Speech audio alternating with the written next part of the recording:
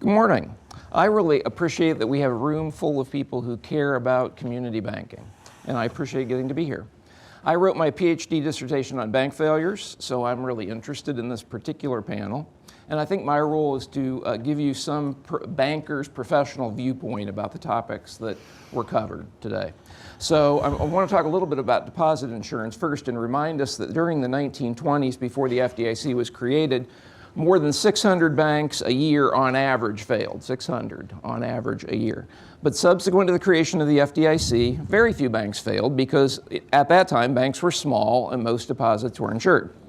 Even today at traditional banks like mine, most deposits are insured. At Citi, most accounts are small. The average household has $50,000 in deposits. The average checking account is about $6,000. And more than 99% of all of our deposit accounts are under $250,000 and thus fully insured. Simply, community banks like mine are not at risk of a deposit run, thanks to deposit insurance. But I think banks have taken deposit insurance for granted. Banks like Silicon Valley, for instance, I think who relies heavily on uninsured deposits may have sort of thought that they were immune to bank runs because of how successful deposit insurance has been. I want to mention I got an email earlier that said that my Senator Joe Manchin is going to propose a bill today to reform deposit insurance. So keep an eye out for that. I've learned a lot about deposit insurance in the last couple months that I did not know. Because it became important to us all in the last couple months. Banks are required to provide an estimate of uninsured deposits on our core reports. But estimates, it turns out, are challenging because our core systems are designed around accounts and not customers, whereas the deposit insurance system is organized around insuring customers and not accounts. I'd encourage our regulators to ask or insist our core system providers to include algorithms, I have been told that they exist, into all core systems so that we could have more specificity around what uninsured deposits really are as opposed to the current estimates. Uninsured deposits played a pivotal role in recent bank failures because, as Elena said, a perfect storm. In 2020, trillions of dollars were injected into the economy. Those dollars all went into depository accounts, and at the same time, the Fed lowered interest rates to record low levels.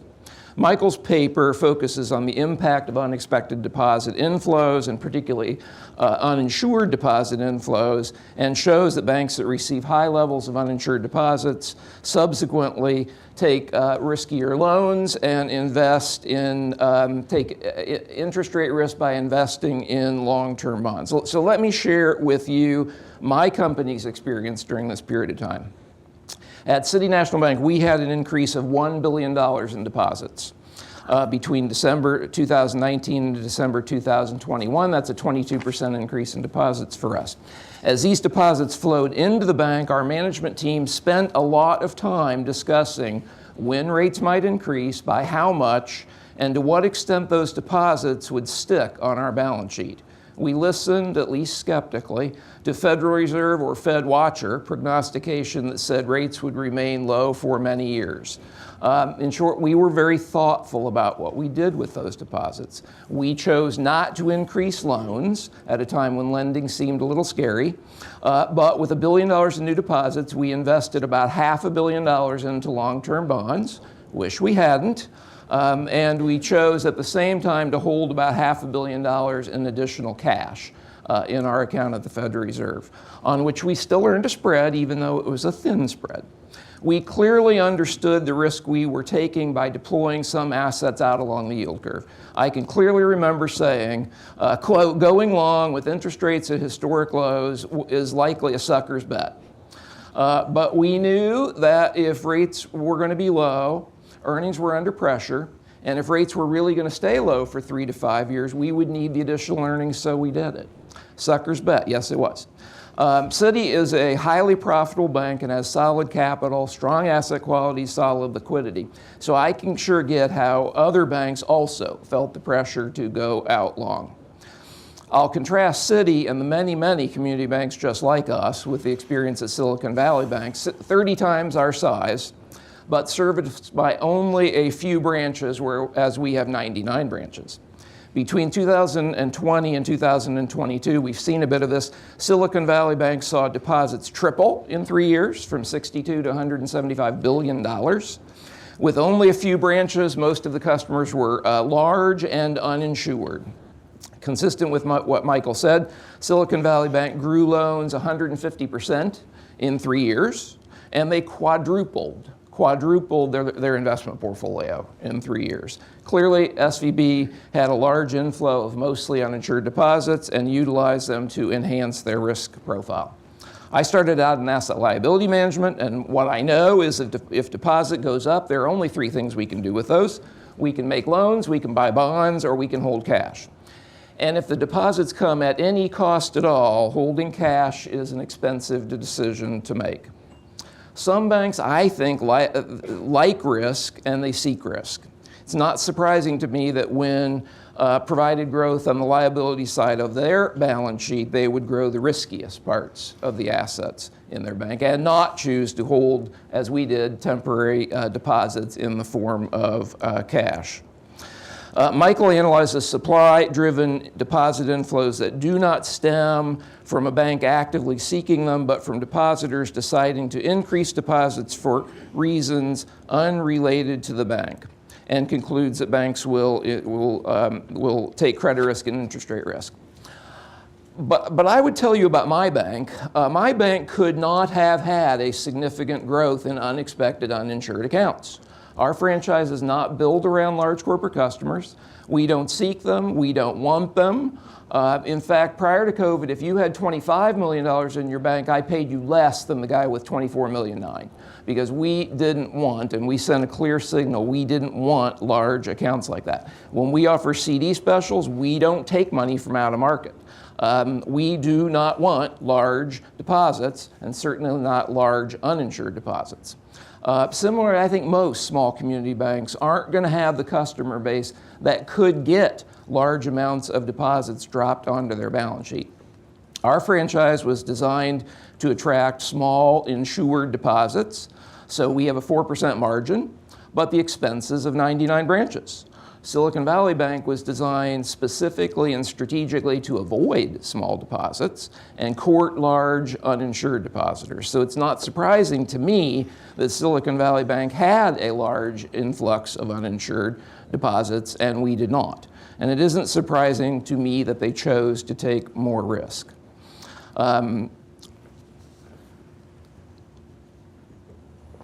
Michael says that regulators could use uninsured deposit growth as an early warning sign.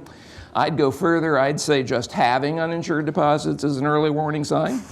But remember, this was really a perfect storm.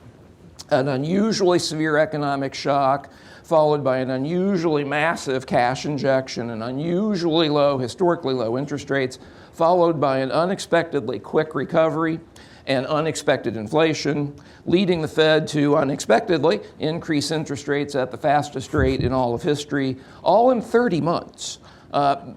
Banks which were willing to take uninsured deposit inflows, I think were kind of set up to fail by these particular events. I think we should be pretty pleased that the fallout of all of this was as minor as it has been. It may not feel minor if you were a shareholder in Silicon Valley Bank, but for the other 4,200 banks, I think we have gotten through this fairly luckily, and it seems highly unlikely to me that these events would be repeated. So I think obsessing too much over what happened might be too much. Turning to Sales' article on how banks designate investment securities, I see my job as a community banker as to earn a reasonable profit by serving our customers without taking unreasonable risk. How I account for the value of bonds has very little relevance to these goals.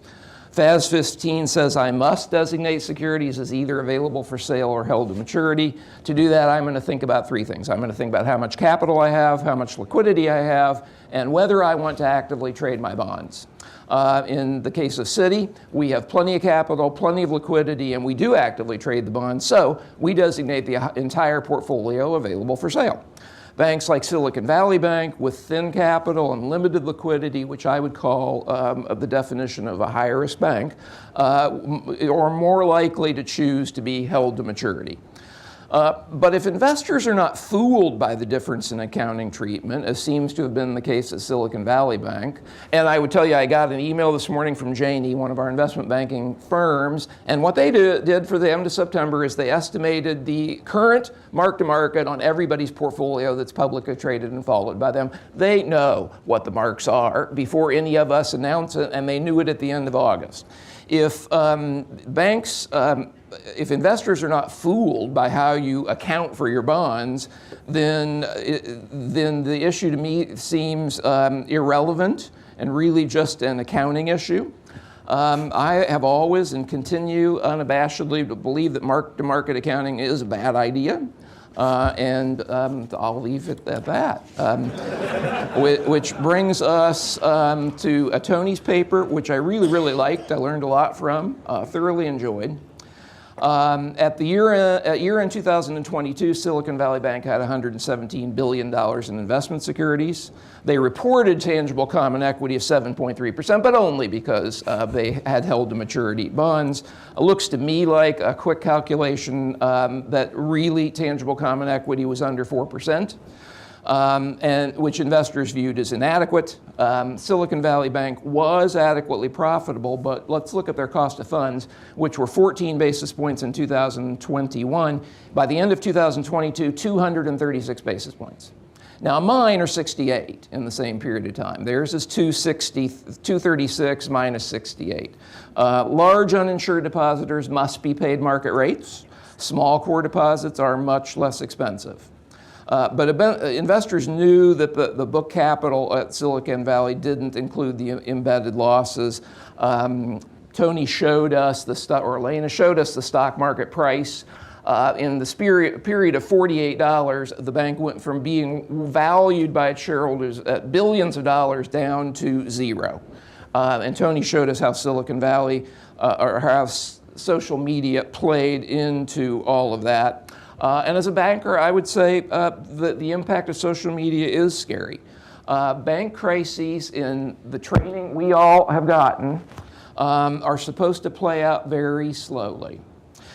Banks know that liquidity is important. We know liquidity can kill us, but we have written crisis liquidity policies, which lay out that if a bad thing happens, or we think a bad thing is going to happen, what we will do.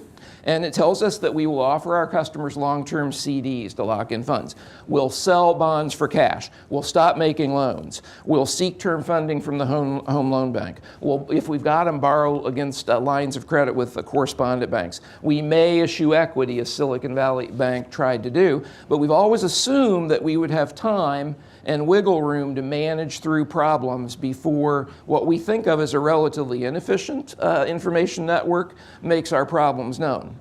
Silicon Valley Bank has demonstrated that there's no wiggle room due to social media. And that's going to change, I think, how we operate. And certainly it's going to have to change how anybody with uninsured deposits is going to operate. But in our case,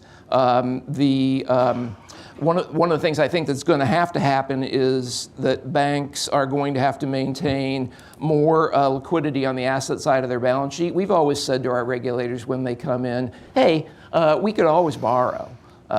Maybe we can't borrow, not enough, not quickly enough. So they've always said, Skip, you should keep some money on the balance sheet in liquid cash or investment securities, which we don't want to sell at a loss. I think there's lots to worry about from the new advent of social media on banks. So 3 papers, all shedding light on the episode of bank failures. Hopefully we're done with bank failures, but the ramifications, I think, for the industry in what we've learned since March are going to be a lot about the appropriateness of uninsured deposits on the balance sheet at all, balance sheet management, how we manage capital, how we manage interest rate risk, and what we're going to need to learn about what social media can do to us. I think we'll be at it for a little while. Skip, thank you so much.